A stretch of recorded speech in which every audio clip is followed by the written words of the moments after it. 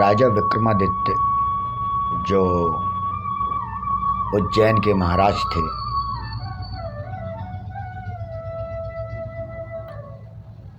उनके राज्य में वो राजगद्दी में बैठकर सुबह सुबह लोगों से भेंट लिया करते थे। उन्होंने देखा कि एक सन्यासी है कोई जो उन्हें हर सुबह एक जंगली फल दे जाता है।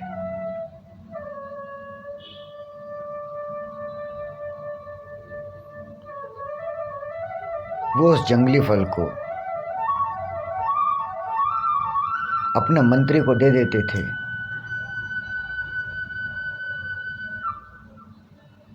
एक दिन उनके समीप उनका पालतू बंदर बैठा हुआ था।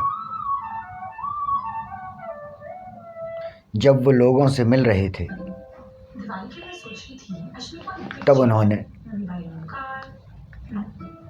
उस फकीर की ओर देखा और उन्होंने सोचा, ये प्रतिदिन मेरे लिए एक जंगली फल लेके आता है जिसमें कोई स्वाद नहीं होगा और मेरे को दे देता है। आज उन्होंने उस फल को लिया और बंदर को दे दिया। जब बंदर ने उस फल को खाया तो उसके अंदर से एक हीरा प्राप्त हुआ। महाराज ने बंदर से वो हीरा लेकर अपने मंत्री को आदेश दिया कि मैंने जो अभी तक इतने समय से आपको ये जंगली फल देता रहा हूं, वो फल कहाँ है? क्योंकि मंत्री जानते हैं कि राजा राजा होता है, वो कभी भी कोई भी आदेश दे सकता है।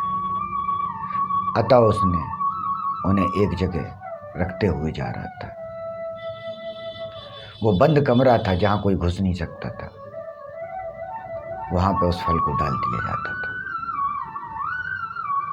महाराज ने आदेश दिया कि जाओ वहां से उन फलों को निकाल के लाओ। जब उस कमरे की ओर देखा गया, उसे खोला गया, फल सड़ जाने के कारण वहां बेहद बदबू आ रही थी। वहां ठहरना मुश्किल था। मंत्री ने आदेश जो राजा ने दिया था उसे पूरा करते हुए पुनः राजा के पास वापस आया और बोला, महाराज, वहां पे तो अनेक हीरे हैं जो फलों के सड़ जाने के बाद बाहर निकल आए, लेकिन वहां ठहर पाना बहुत मुश्किल है क्योंकि वहां पूरे में बदबू भरी हुई है।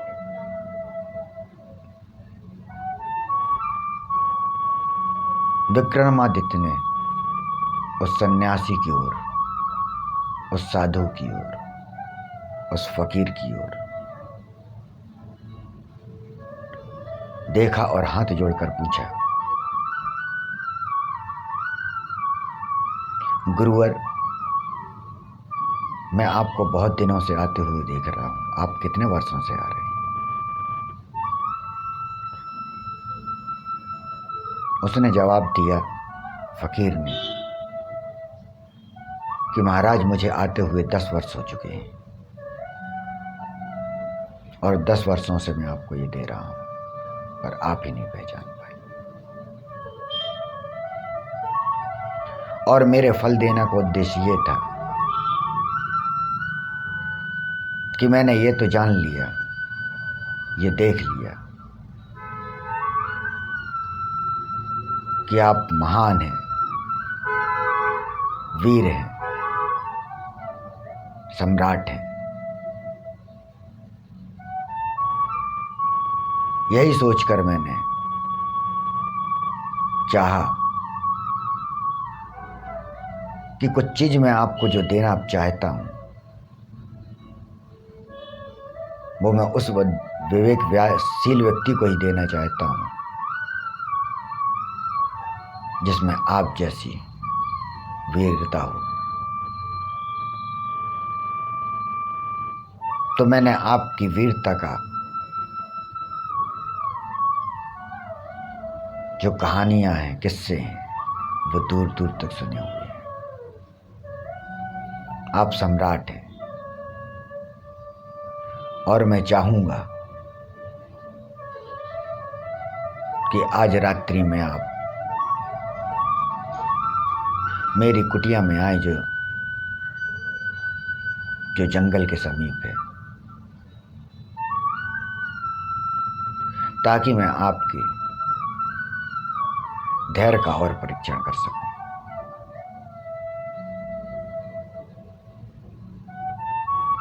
उसके बाद आपको वो चीज प्राप्त होगी कि जिसके बाद आपको ये हीरे कंकड़ के समान प्रतीत होंगे। और वो सन्यासी, वो फकीर वहां से चला गया। महाराज ने सोचा, मैं वीर विक्रमादित्य, जिसने उज्जैन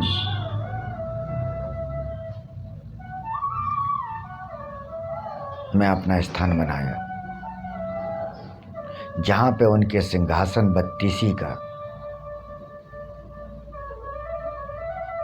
राजगद्दी खुदाई में प्राप्त हुई थी,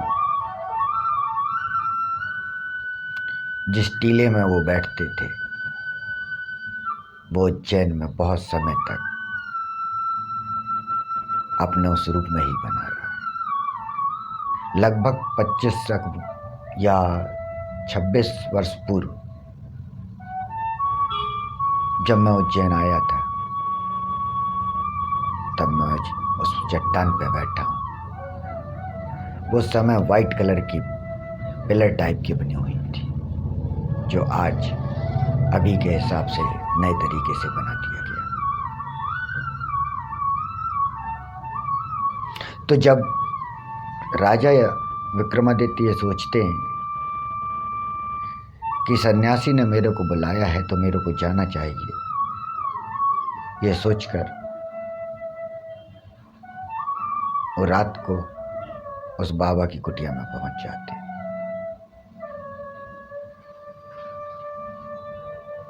वो फकीर उनसे कहता है कि राजन, यहां से वो कुछ दूरी पर एक वृक्ष दिखाई दे रहा है।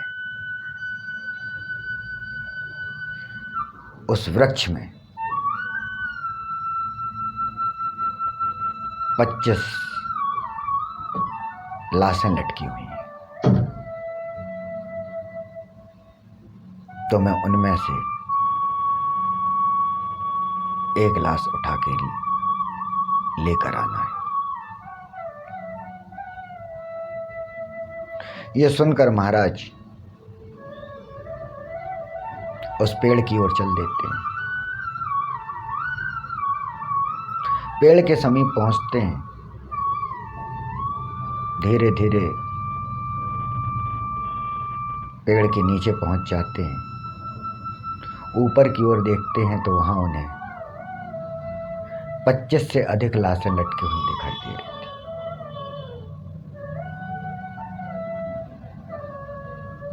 फकीर का आदेश था, ये सोचकर वो उस पेड़ पर चढ़ते हैं। चढ़ते वक्त उन्हें डर तो लगता है, भय लगता है, क्योंकि भय साहसी पुरुष को भी होता है।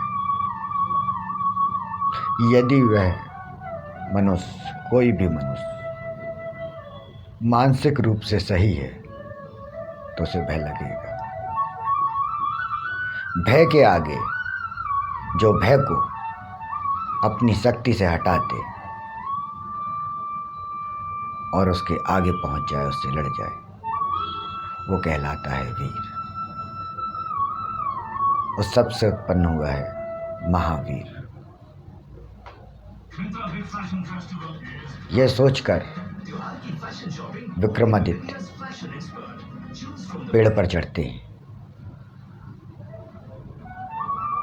जब पेड़ पर ऊपर पहुंच जाते हैं तो वो लटकी हुई लाशों में से एक लाश को काटते हैं और वो लाश नीचे जमीन पर गिर जाती है। जो कि सुनसान जगह थी, अंधेरा था, वहां तेजी से आवाज गूंजती है उस लाश को गिरने से। विक्रमादित्य नीचे उतरते हैं पेड़ के। जैसे ही वो लाश को उठाने के लिए उसके समीप पहुंचते हैं, वो लाश एकदम खिलखिला के हंस पड़ती है। विक्रमादित्य घबरा जाते हैं और वो पूछते हैं, तुम कौन?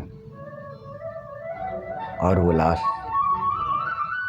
पुनः पेड़ में जहां की तहां लटक जाती है, जैसे वो पहले अवस्था में लटकी हुई थी।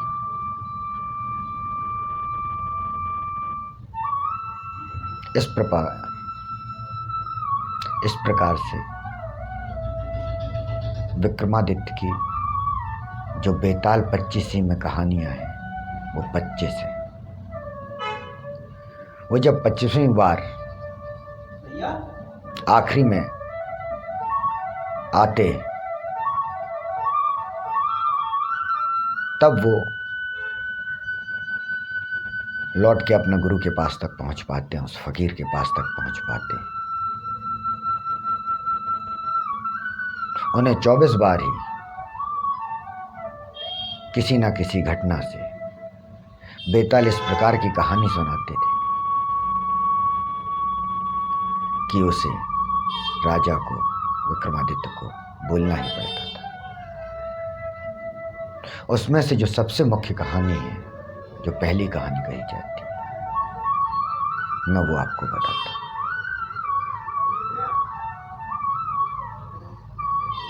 जब वो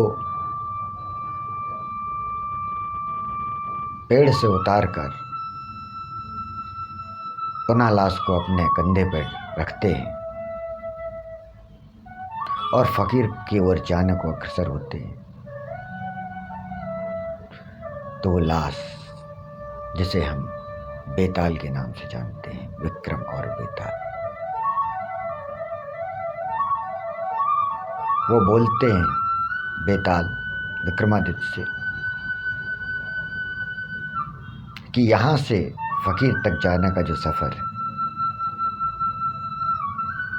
वो ऐसे सुनसान रात में, अंधेरा में तुम्हारे साथ, शांति रहेगी तो तुम भयभीत होगे, डरोगे।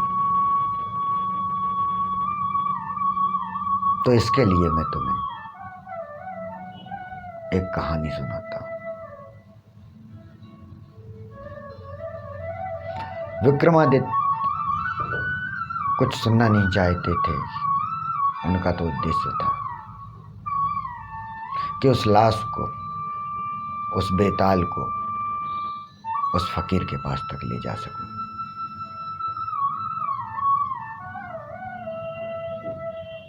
बेताल राजा से कहता है, चलो तब तक के लिए, इस रास्ते के सफर कट जाने के लिए मैं तुम्हें एक कहानी सुनाता हूं। वो सुनाते हैं, एक जंगल में एक ऋषि थे। उनकी एक पुत्री थी जो बहुत ही सुंदर और बहुत ही विद्वान थी। उनके ही आश्रम में अनेक छात्र पढ़ा करते थे, जो विद्या लिया करते थे। उनमें से 3 भाई थे जो राजा के थे, अर्थात राजघराने के थे।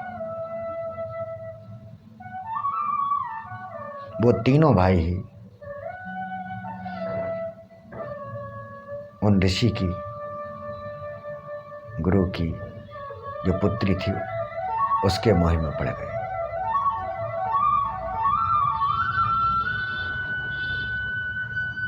उन्होंने सोचा कि यदि हमारा विवाह इस कन्या से हो जाए तो हमारे लिए इससे अच्छा और कोई जीवन भर कार्य नहीं हो सकता। जब यह बात राजकुमारी को मालूम चली, जब यह बात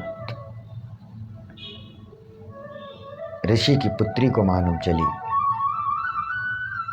कि राजकुमार के तीनों पुत्र मेरे से इतना स्नेह करते हैं, तो वो विचार करने लगी कि मैं इनमें से तीनों में से किससे विवाह करूं। उन्होंने देखा कि तीनों मेरे मोह में पूर्णतः अपने आप को भूल चुके हैं।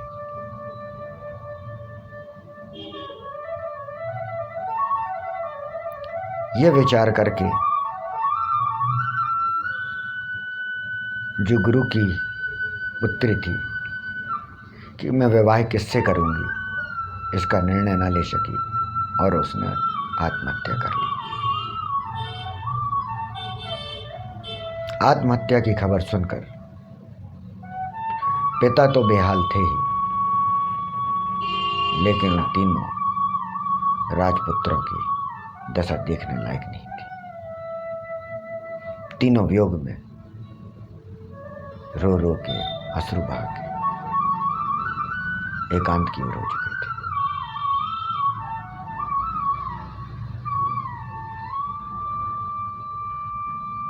पुत्री को दाह करने के बाद, अग्नि देने के बाद तीनों राजकुमारों ने सोचा कि जीवन का कोई मूल्य तो बचा ही नहीं। तो एक राजकुमार भक्ति भाव से आवारा होकर निकल पड़ा। कहीं पर भी चला जाता, कोई मिल जाता उसकी शरण में पहुंच जाता, कोई ज्ञान देता उसका सुन लेता, फिर कहीं मंदिर में पहुंच जाता। वो इस प्रकार से जीवन व्यतीत कर रहा था। कभी कोई सन्यासी मिल जाता, उसकी सेवा करने लगता। जो दूसरा उसका भाई था, वो उन अस्थियों को लेके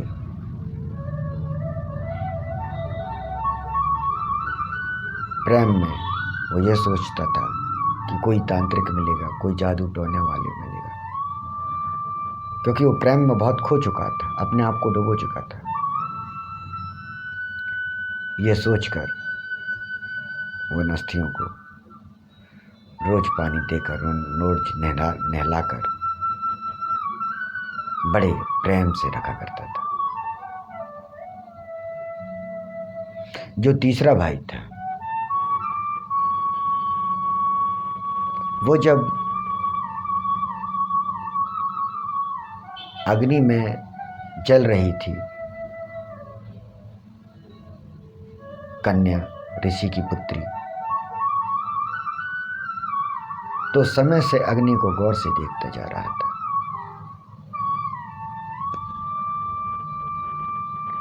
और अंततः जब वो राख में तब्दील हो गई, उसके पना भी वहीं वो देखता रहा और उसने वहीं पर ही अपना स्थान बना लिया था। वहां कोई भी चिता जलने आती, उस आग को रमा लेता, अपने पे लगा लेता और मस्त अपना जीवन जीता रहता।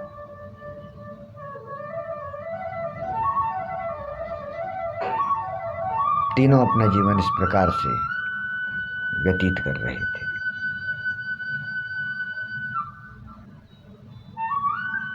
इतना कहने के बाद उस बेताल ने राजा से पूछा, राजा मेरी कहानी को सुन रहे? राजा विक्रमादित्य ने कोई जवाब नहीं दिया और बेताल आगे की कहानी कहने लगा। कहा जो बीच वाला भाई था वो लोगों की सेवा करते हुए, मंदिरों में लेटते हुए, महात्माओं की सेवा करते हुए उसे एक मंत्र प्राप्त हुआ जिसके द्वारा यदि अस्थियां हों तो उन्हें मंत्रों से फिर से जीवित किया जा सकता था। वो पागलों की तरह लौटा उस काम में। उसने सोचा संभव तो नहीं है पर शायद आशा। उस आशा में वो लौट के आता है। वो देखता है कि भाई के पास अस्थियां है। वो दौड़ के अपना तीनों भाई को, तीसरे भाई को बुलाते हैं और उस मंत्रों के द्वारा ऋषि की जो पुत्री थी उसे पुनः जीवित करते हैं। वो जीवित हो जाती है। अब फिर एक समस्या खड़ी हो गई। जहां से समस्या चालू हुई थी समस्या वहीं पे है। क्या वो विवाह किससे करे? तो राजन आप बताएं विक्रमादित्य कि उस कन्या को किससे विवाह करना चाहिए? अगर इस प्रश्न का उत्तर तुम्हें नहीं आता है तो फिर कोई बात नहीं, और यदि आता है और तुम नहीं बताते हो तो तुम्हारी तुरंत यही मृत्यु हो जाएगी। विक्रमादित्य वीर के साथ विद्वान तो थे ही। उत्तर देते हैं कि जो राजपुत्र मंत्र विद्या सीख के लाया और उन मंत्रों के द्वारा मेरे जीवन में ऊर्जा डाली, मेरे को जीवन दिया, तो जीवन देने वाला हो तो पिता तुल्य, तो उससे तुम्हें विवाह कर नहीं सकती। राजकुमारी का यह उत्तर होगा। दूसरा, जिसने इतने सालों तक अस्थियों को रोज धुलाया, पोंछा संभाल के रखा, वो तो माता तुल्य है, क्योंकि माता ही अपने बच्चों को इस प्रकार से संभाल के था, उस तरीके से रखती, तो उनसे भी विवाह संभव है।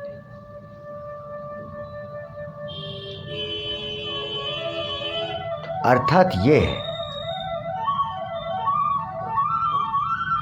कि विक्रमादित्य की जो कहानियां हैं वो गीता के सार को बताती हैं, वो बाइबल के लेख को बताती हैं।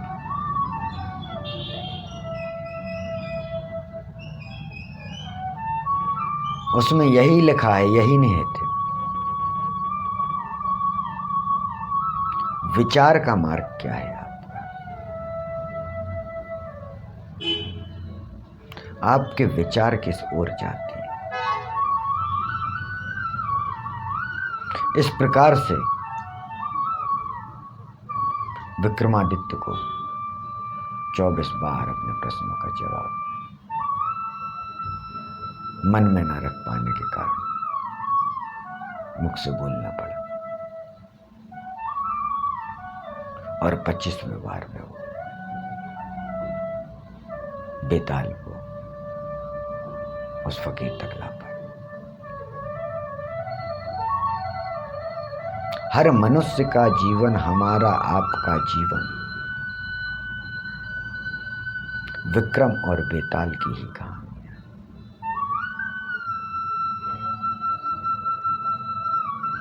यदि आप अपने आप की ओर, अपने अंदर की ओर ध्यान नहीं देते, विचार नहीं करते,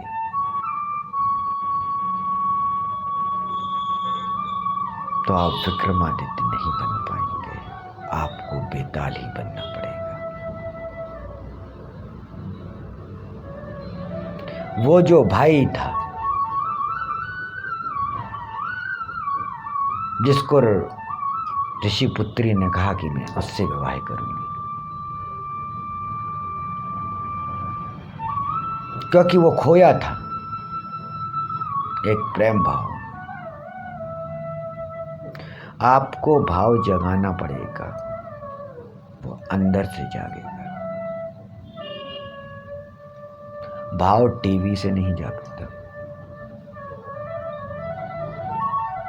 भाव सुनने से नहीं जागता,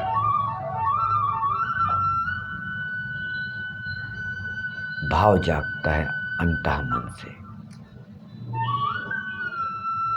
और जब अंतःमन से भाव जागता है तब वो प्राणवायु में पहुंचता है। तब आपको ज्ञान की प्राप्ति होती है और आप जो सड़े हुए जंगली फल है उससे हीरे प्राप्त कर सकते हो। अन्यथा तब तक आप भी उस जंगली फल को जंगली फल समझकर एक तरफ फेंकते रहेंगे और ऐसे 10 वर्ष या उससे अधिक अनेक वर्ष बीतते रहेंगे और जीवन यूं ही निकलता जाएगा। उस फल को चखो, जो भी फल सामने आ रहा है उसे देखो, उसे एहसास करो, उसे जियो। जब आप उसे जियोगे तब आप उसका एहसास कर पाओगे। आपने भगवान का नाम कानों से सुना है, मुख से बोला है, आंखों से मंदिरों में भगवान को देखा है, पर हृदय से नहीं जान पाया। जो हृदय वाली बात आती है, प्राण वाली बात आती है, उस प्राण से आपने नहीं देखा, उस प्राण से आपने नहीं किया। और जब आप प्राण से जानने लगोगे तो आपको किसी स्थान में जाने की आवश्यकता नहीं है। शिव भी आपके पास प्रकट हो जाएंगे और शक्ति भी।